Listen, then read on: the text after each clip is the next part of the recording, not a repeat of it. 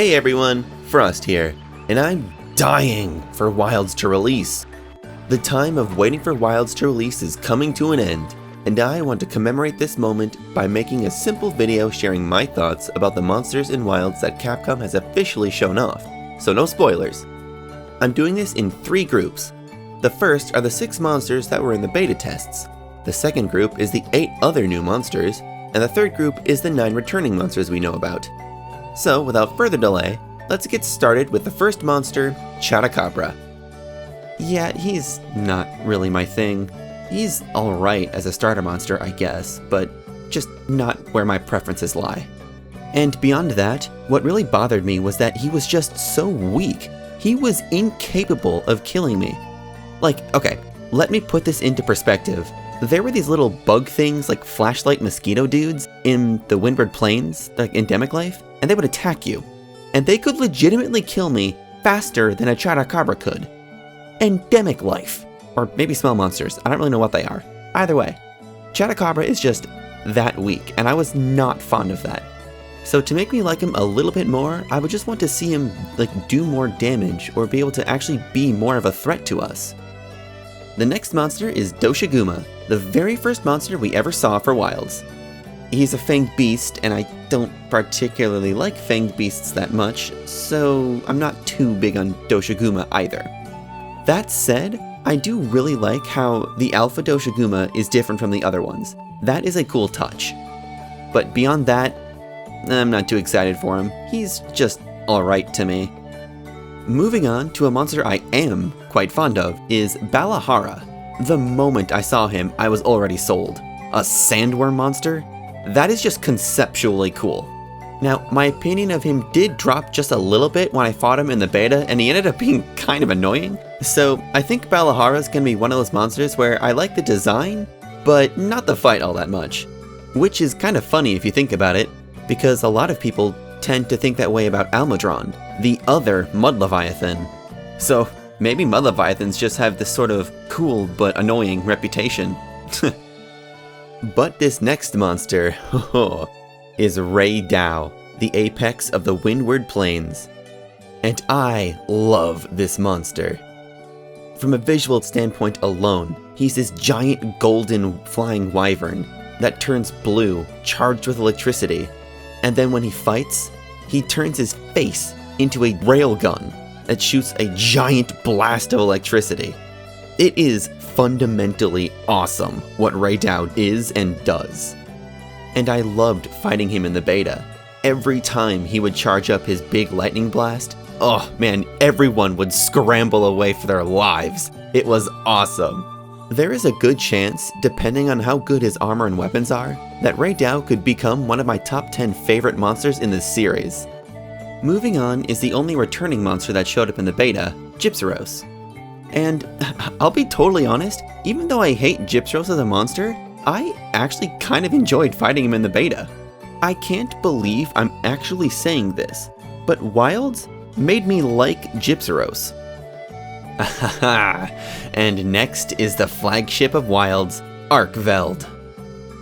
My first impression of Arkveld was not great. He had a very monochromatic, bland design to me that wasn't really eye-catching from the render alone. Even in the cutscenes that we saw, he didn't seem all that interesting to me. I was genuinely worried that I wouldn't like the game's flagship. But then, I got to fight him in the beta, and everything changed. Oh my word, he is so cool! He looks way better in game than he did in his render and cutscenes, in my opinion. And his roar? Oh my gosh, it sounds like a Viking war horn. It's awesome! And then when you fight him, you have to really pay attention to what he's doing, otherwise you will get got. And this is just the beta. I am like 99% sure that there's something Capcom is hiding from us in the full game, and I cannot wait to see what it is. And even if there isn't anything they're hiding, he's still cool already on his own. I am sold. Arkveld is awesome. Moving on to the new monsters in Wilds that were not in the beta, the first one is Chematrice.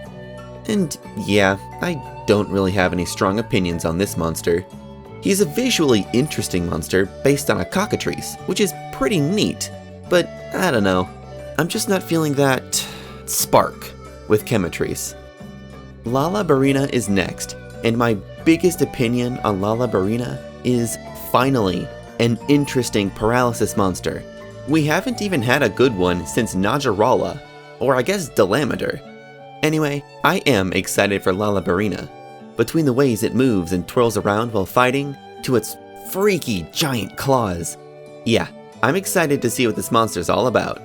And now we have the second apex of the game, Uthduna, the chonky leviathan of the Scarlet Forest.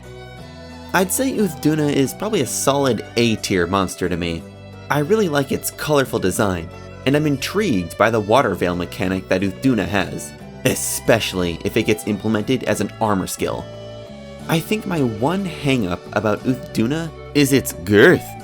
Chunky monsters just aren't really my thing, but I will reserve my judgment until I fight her in Wilds. Who knows, maybe Uthduna can work it.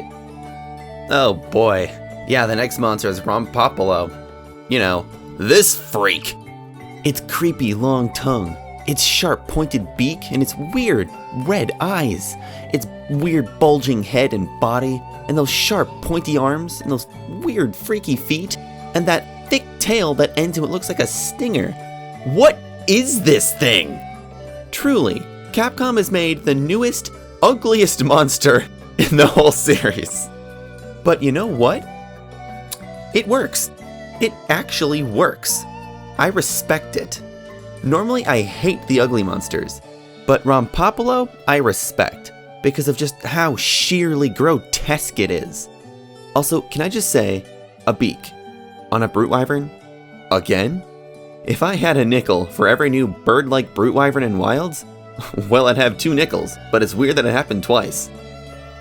Alright, moving on from that, we have a Jarakan, a new fanged beast. And just the name alone is really fun to say. A Jarakan.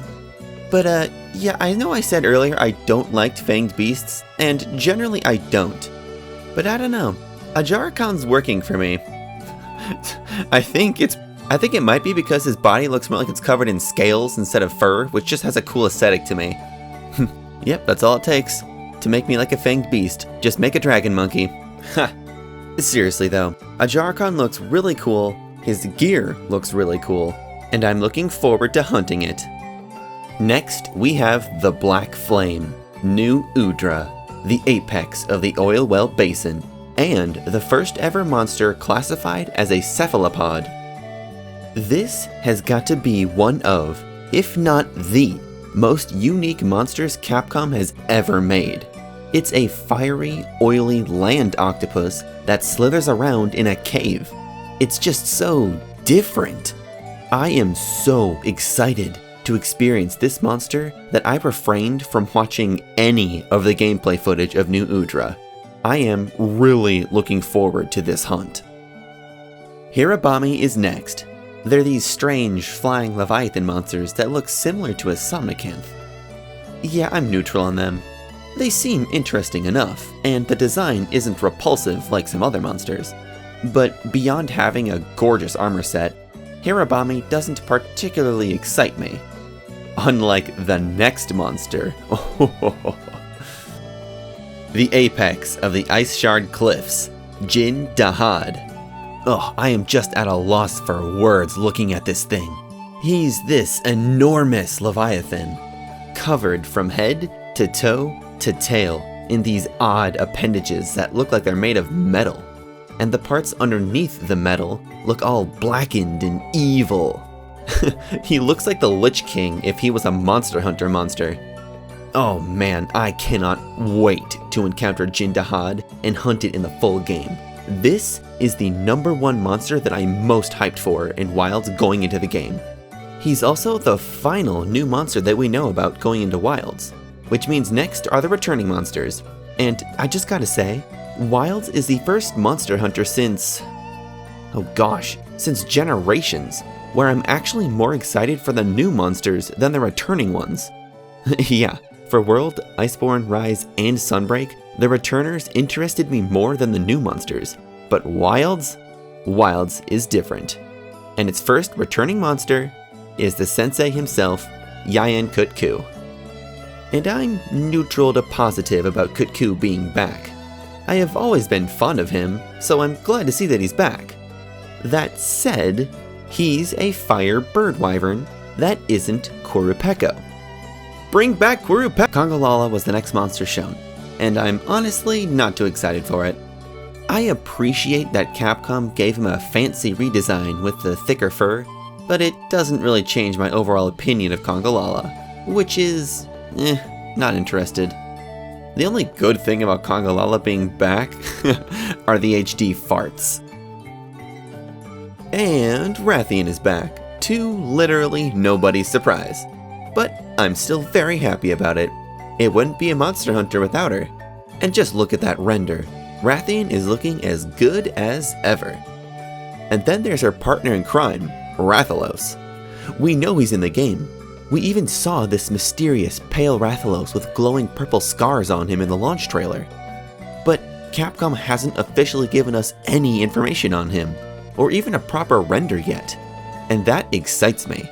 They're cooking up something with Rathalos. I can feel it. I'm not sure what to expect, but I'm hyped to see what they did with him in Wilds. Gravios is also coming back to 6th gen. Now, I've never been terribly fond of Gravios.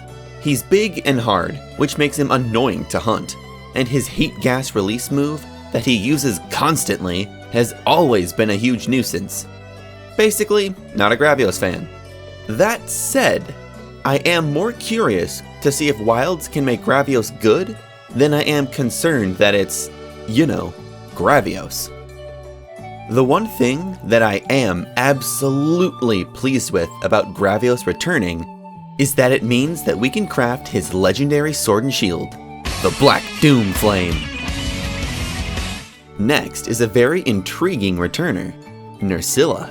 The first ever Temnosron is back, and with a fresh redesign to boot. What I'm most excited about are Nursilla's weapons. Not only do they look really cool, but they also have the sleep ailment, which is a tragically underrepresented ailment. So yeah, more than anything, I look forward to farming Nursilla's weapons in Wilds. And next is, oh man, Gore Magala. Yeah, I did not expect to see Gore again. I think my reaction speaks for itself. But Gore Magala. What? What? Honestly though, I am so down for another round of Gore Magala. I may not be the biggest fan of him, but I'm still very pleased to see him back. Poor Ceregios though, am I right? Blongonga was also revealed late, and honestly, I don't like Blongonga at all. He's among my top 5 most disliked monsters. And I know he hasn't been seen since Generations Ultimate, but still, I don't like his looks, fighting him sucks, and his gear is just visually unappealing to me. Gammoth would have been way better to include. And speaking of Gammoth, to the surprise of many, Gammoth's glorious return was swiped away by the game's first title update monster, Mizitsune, the last monster we know about so far. Yes! Mizu is my second favorite monster next to Velkhana, so naturally I am overjoyed to see Mizitsune returning in Wilds. This is also the first time Mizitsune has been in a main series Monster Hunter, so I'm curious to see Mizu's mainline treatment. I am very much looking forward to this first title update. And that's all of them. This will be fun to look back on and see how my opinions change after playing Wilds. Thank you for watching everyone, and I'll see you all on the other side. Be cool, stay frosty, and go wild.